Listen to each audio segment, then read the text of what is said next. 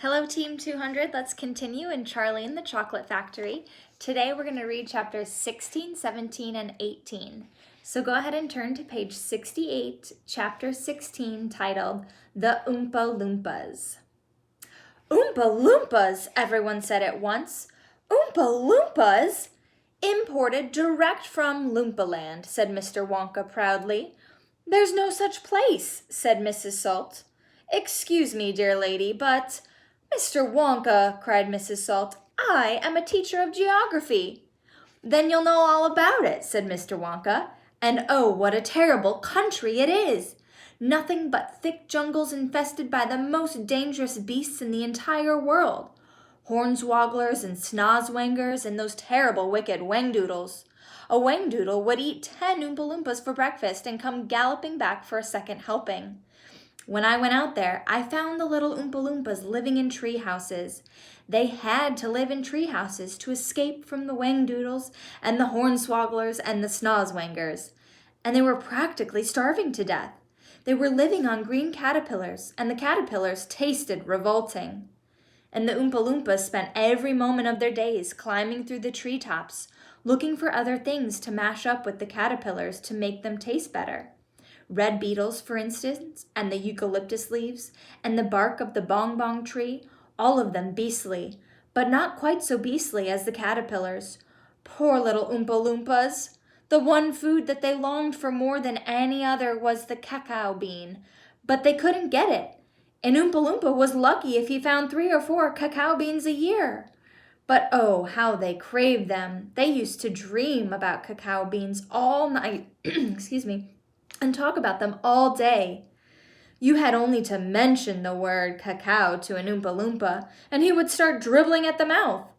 The cacao bean, Mr. Wonka continued, which grows on the cacao tree, happens to be the thing from which all chocolate is made. You cannot make chocolate without the cacao bean. The cacao bean is chocolate. I myself use billions of cacao beans every week in this factory. And so, my dear children, as soon as I discovered that the Oompa Loompas were crazy for this particular food, I climbed up to their treehouse village and poked my head in through the door of the treehouse belonging to the leader of the tribe. The poor little fellow, looking thin and starved, was sitting there trying to eat a bowl full of mashed-up green caterpillars without being sick. Look here, I said, speaking not in English, of course, but in Oompa Loompish. Look here, if you and all your people will come back to my country and live in my factory, you can have all the cacao beans you want. I've got mountains of them in my storehouses. You can have cacao beans for every meal. You can gorge yourself silly on them. I'll even pay your wages in cacao beans if you wish. You really mean it? Asked the Oompa Loompa leader, leaping up from his chair. Of course I mean it, I said. And you can have chocolate as well. Chocolate tastes even better than cacao beans because it's got milk and sugar added. The little man gave a great whoop of joy and threw his bowl of mashed caterpillars right out of the treehouse window. It's a deal, he cried. Come on, let's go. So I shipped them all over here, every man, woman, and child in the Oompa Loompa tribe. It was easy. I smuggled them over in large packing cases with holes in them, and they got here all safely. They are wonderful workers. They all speak English now. They love dancing and music. They are always making up songs. I expect you will hear a good deal of singing today from time to time. I must warn you, though, that they are rather mischievous. They like jokes. They still wear the same kind of clothes they wore in the jungle. They insist upon that. The men, as you can see for yourselves across the river, wear only deer skins. The women wear leaves, and the children wear nothing at all. The women use fresh leaves every day. Daddy! Shouted Veruca Salt, the girl who got everything she wanted. Daddy! I want an Oompa Loompa! I want you to get me an Oompa Loompa. I want an Oompa Loompa right away. I want to take it home with me. Go on, Daddy, get me an Oompa Loompa. Now, my pet, her father said to her, we mustn't interrupt Mr. Wonka. But I want an Oompa Loompa, screamed Veruca. All right, Veruca, all right. But I can't get it for you this second. Please be patient. I'll see you have one before the day is out." "Augustus!" shouted Mrs. Gloop.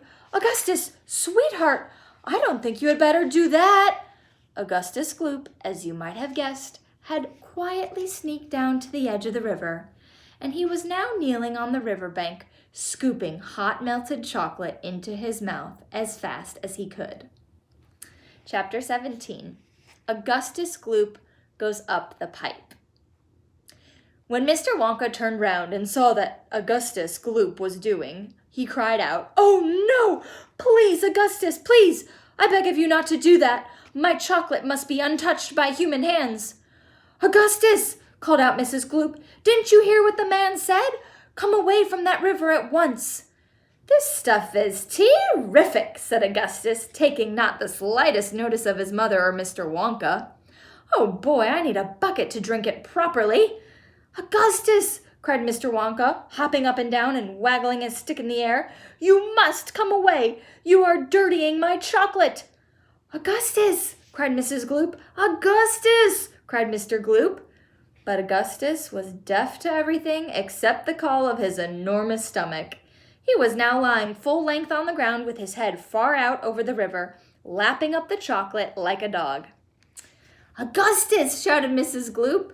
"You'll be giving that nasty cold of yours to about 1,000,000 people all over the country."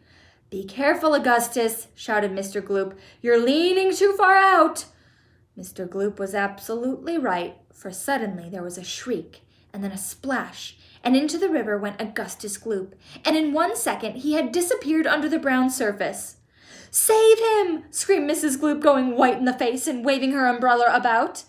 "He'll drown! He can't swim a yard! Save him! Save him!" "Good heavens, woman," said Mr. Gloop. "I'm not diving in there. I've got my best suit on." Augustus Gloop's face came up again to the surface, painted brown with chocolate. "Help! Help! Help!" he yelled. "Fish me out!" "Don't just stand there," Mrs. Gloop screamed at Mr. Gloop. "Do something!" "I am doing something," said Mr. Gloop, who was now taking off his jacket and getting ready to dive into the chocolate. But while he was doing this, the wretched boy was being sucked closer and closer toward the mouth of one of the great pipes that was dangling down into the river. Then all at once the powerful suction took hold of him completely, and he was pulled under the surface and then into the mouth of the pipe. The crowd on the riverbank waited breathlessly to see where he would come out. "There he goes," somebody shouted, pointing upwards.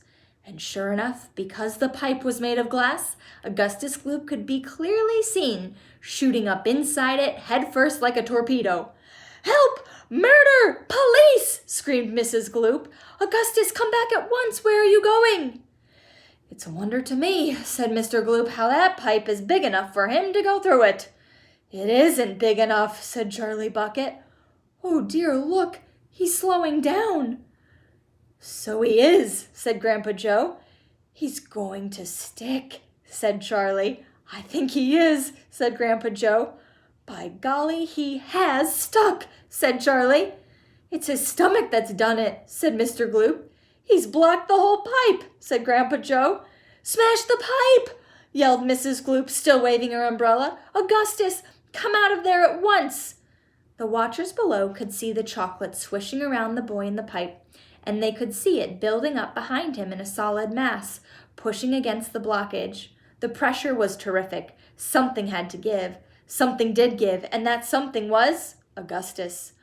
Woof! Up he shot, again like a bullet in a barrel of a gun. "He's disappeared!" yelled Mrs. Gloop. "Where does that pipe go to? Quick, call the fire brigade!" "Keep calm," cried Mr. Wonka. "Keep calm, my dear lady, keep calm. There is no danger whatsoever. Augustus has gone on a little journey, that's all. A most interesting little journey, but he'll come out of it just fine. You wait and see." "How can he possibly come out of it just fine?" snapped Mrs. Gloop. "He'll be made into marshmallows in 5 seconds." "Impossible," cried Mr. Wonka. "Unthinkable.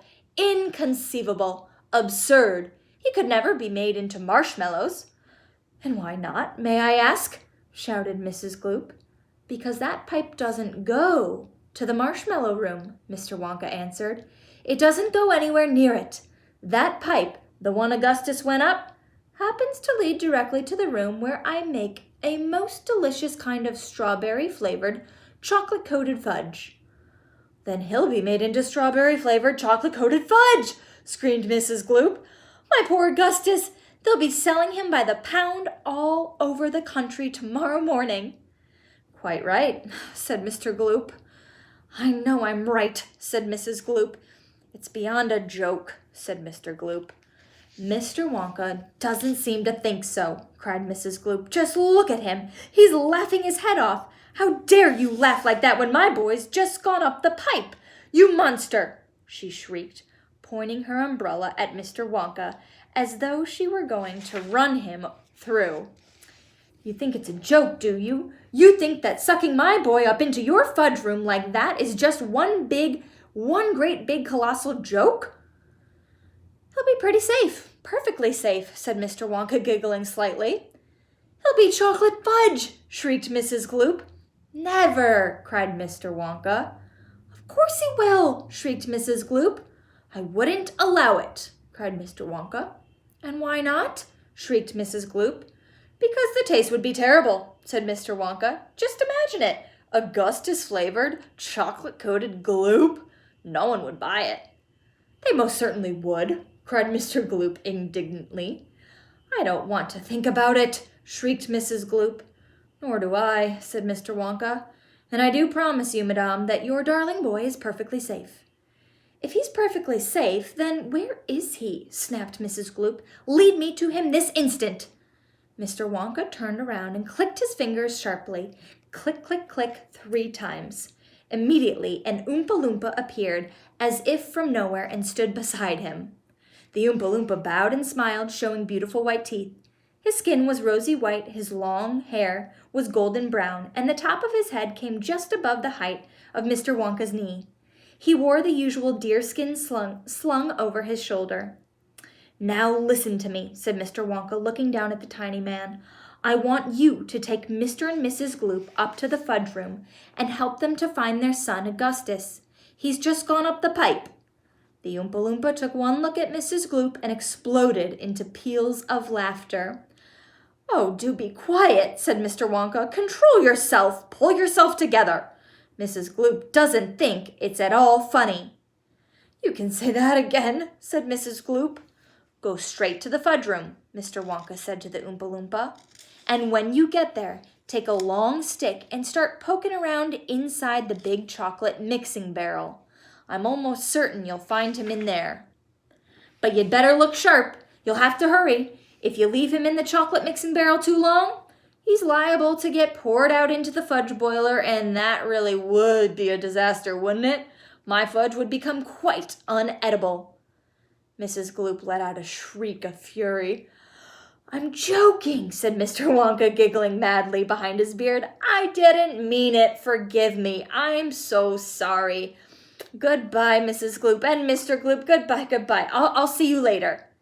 And Mr. and Mrs. Gloop and their tiny escort hurried away. The 5 Oompa Loompas on the far side of the river suddenly began hopping and dancing about and beating wildly upon a number of very small drums. "Augustus Gloop," they chanted. "Augustus Gloop, Augustus Gloop, Augustus Gloop." "Grandpa," cried Charlie. "Listen to them, Grandpa. What are they doing?" "Shh," whispered Grandpa. "I think they're going to sing us a song." "Augustus Gloop," chanted the Oompa Loompas. "Augustus Gloop, Augustus Gloop, the great big greedy nincompoop. How long could we allow this beast to gorge and guzzle, feed and feast on everything he wanted to? Great Scott, it simply wouldn't do. However long this pig might live, we're positive he'd never give even the smallest bit of fun or happiness to anyone. So what we do in cases such as this, we use the gentle touch, and carefully we take the brat and turn him into something that will give great pleasure to us all. A doll, for instance, or a ball, or marbles, or a rocking horse. But this revolting boy, of course, was so unutterably vile, so greedy, foul, and infantile. He left a most disgusting taste inside our mouths, and so in haste we choose a thing that, come what may, would take the nasty taste away. Come on, we cried, the time is ripe to send him shooting up the pipe. He has to go, it has to be, and very soon he's going to see. Inside the room to which he's gone, some funny things are going on. But don't, dear children, be alarmed. Augustus Gloop will not be harmed, although of course we must admit he will be altered quite a bit. He'll be quite changed from what he's been when he goes through the fudge machine. Slowly the wheels go round and round, the cogs begin to grind and pound. 100 knives to slice, slice, slice. We add some sugar, cream, and spice. We boil him for a minute more until we're absolutely sure that all the greed and all the gall is boiled away for once and all. Then out he comes, and now by grace a miracle has taken place. This boy, who only just before was loathed by men from shore to shore, this greedy brute, this louse's ear, is loved by people everywhere. For who could hate or bear or grudge against a luscious bit of fudge? I told you they loved singing, cried Mr. Wonka. Aren't they delightful? Aren't they charming? But you mustn't believe a word they said. It's all nonsense, every bit of it. Are the Oompa Loompas really joking, Grandpa? Asked Charlie. Of course they're joking, answered Grandpa Joe. They must be joking. At least I hope they're joking, don't you? Chapter 18, Down the Chocolate River. Off we go, cried Mr. Wonka. Hurry up, everybody. Follow me to the next room, and please don't worry about Augustus Gloop. He's bound to come out in the wash. They always do. We shall have to make the next part of the journey by boat. Here she comes. Look. A steamy mist was rising up now from the great warm chocolate river, and out of the mist there appeared suddenly a most fantastic pink boat. It was a large open rowboat with a tall front and a tall back, like a Viking boat of old, and it was of such a shining, sparkling, glistening pink color that the whole thing looked as though it were made of bright pink glass. There were many oars on either side of it, and as the boat came closer, the watchers on the riverbank could see that the oars were being pulled by masses of Oompa Loompas, at least 10 of them to each oar. This is my favorite private yacht, cried Mr. Wonka, beaming with pleasure. I made her by howling out an enormous boiled sweet. Isn't she beautiful? See how she comes, cutting through the river. The gleaming pink boiled sweet boat glided up to the riverbank. 100 Oompa Loompas rested on their oars and stared up at the visitors. Then suddenly, for some reason best known to themselves, they all burst into shrieks of laughter. What's so funny? Asked Violet Beauregard. Oh, don't you worry about them, cried Mr. Wonka. They're always laughing. They think everything's a colossal joke. Jump into the boat, all of you. Come on, hurry up. As soon as everyone was safely in, the Oompa Loompas pushed the boat away from the bank and began to row swiftly down the river. Hey there, Mike TV, shouted Mr. Wonka. Please, do not lick the boat with your tongue. It'll only make it sticky. Daddy, said Veruca Salt, I want a boat like this. I want you to buy me a big, pink, boiled sweet boat exactly like Mr. Wonka's. And I want lots of Oompa Loompas to row me about. And I want a chocolate river, and I want... She wants a good kick in the pants, whispered Grandpa Joe to Charlie. The old man was sitting in the back of the boat, and little Charlie Bucket was right beside him. Charlie was holding tightly onto his grandfather's bony old hand. He was in a whirl of excitement. Everything that he had seen so far, the great chocolate river, the waterfall, the huge sucking pipes, the candy meadows, the Oompa Loompas, the beautiful pink boat, and most of all Mr. Willy Wonka himself, had been so astonishing that he began to wonder whether there could possibly be any more astonishments left. Where were they going now? What were they going to see? And what in the world was going to happen in the next room? Isn't it marvelous? Said Grandpa Joe, grinning at Charlie. Charlie nodded and smiled up at the old man. Suddenly, Mr. Wonka, who was sitting on Charlie's other side, reached down into the bottom of the boat, picked up a large mug, dipped it into the river, filled it with chocolate, and handed it to Charlie. Drink this, he said. It'll do you good. You looked starved to death. Then Mr. Wonka filled a second mug and gave it to Grandpa Joe. You too, he said. You look like a skeleton. What's the matter? Hasn't there been anything to eat in your house lately? Not much, said Grandpa Joe. Charlie put the mug to his lips, and as the rich, warm, creamy chocolate ran down his throat into his empty tummy, his whole body from head to toe began to tingle with pleasure, and a feeling of intense happiness spread over him. You like it? Asked Mr. Wonka. Oh, it's wonderful, Charlie said. The creamiest, loveliest chocolate I've ever tasted, said Grandpa Joe, smacking his lips. That's because it's been mixed by waterfall, Mr. Wonka told him. The boat sped on down the river. The river was getting narrower. There was some kind of a dark tunnel ahead, a great round tunnel that looked like an enormous pipe, and the river was running right into the tunnel, and so was the boat. Row on, shouted Mr. Wonka, jumping up and waving his stick in the air. Full speed ahead! And with the Oompa Loompas rowing faster than ever, the boat shot into the pitch-dark tunnel, and all the passengers screamed with excitement. How can they see where they're going? Shrieked Violet Beauregard in the darkness. There's no knowing where they're going, cried Mr. Wonka, hooting with laughter. There's no earthly way of knowing which direction they are going. There's no knowing where they're rowing, or which way the river's flowing. Not a speck of light is showing, so the danger must be growing. For the rowers keep on rowing, and they're certainly not showing any signs that they are slowing.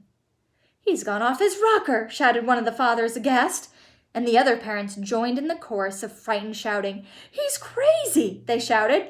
He's balmy, he's nutty, he's screwy, he's batty, he's dippy, he's dotty, he's daffy, he's goofy, he's beany, he's buggy, he's wacky, he's loony. No, he is not, said Grandpa Joe. Switch on the lights, shouted Mr. Wonka. And suddenly, on came the lights, and the whole tunnel was brilliantly lit up, and Charlie could see that they were indeed inside a gigantic pipe, and the great upward curving walls of the pipe were pure white and spotlessly clean. The river of chocolate was flowing very fast inside the pipe, and the Oompa Loompas were all rowing like crazy, and the boat was rocketing along at a furious pace. Mr. Wonka was jumping up and down in the back of the boat and calling to the rowers to row faster and faster still. He seemed to love the sensation of whizzing through a white tunnel in a pink boat on a chocolate river, and he clapped his hands and laughed and kept glancing at his passengers to see if they were enjoying it as much as he.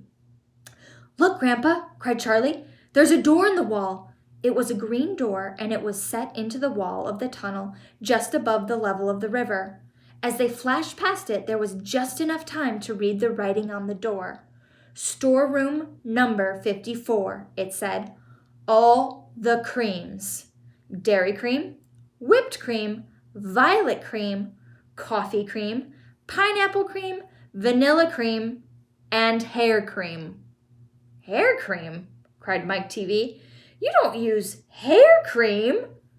Row on, shouted Mr. Wonka. There's no time to answer silly questions. They streaked past a black door. Storeroom number 71, it said on it. Whips. All shapes and sizes. Whips, cried Veruca Salt. What on earth do you use whips for? For whipping cream, of course, said Mr. Wonka. How can you whip cream without whips? Whipped cream isn't whipped cream at all unless it's been whipped with whips. Just as a poached egg isn't a poached egg unless it's been stolen from the woods in the dead of the night. Row on, please. They passed a yellow door on which it said, Storeroom 77. All the beans, cacao beans, coffee beans, jelly beans, and has-beens. Has-beens? Cried Violet Beauregard. You're one yourself, said Mr. Wonka. There's no time for arguing. Press on, press on. But 5 seconds later, when a bright red door came into sight ahead, he suddenly waved his golden-topped cane in the air and shouted, Stop the boat! And we'll stop right there. We will continue tomorrow.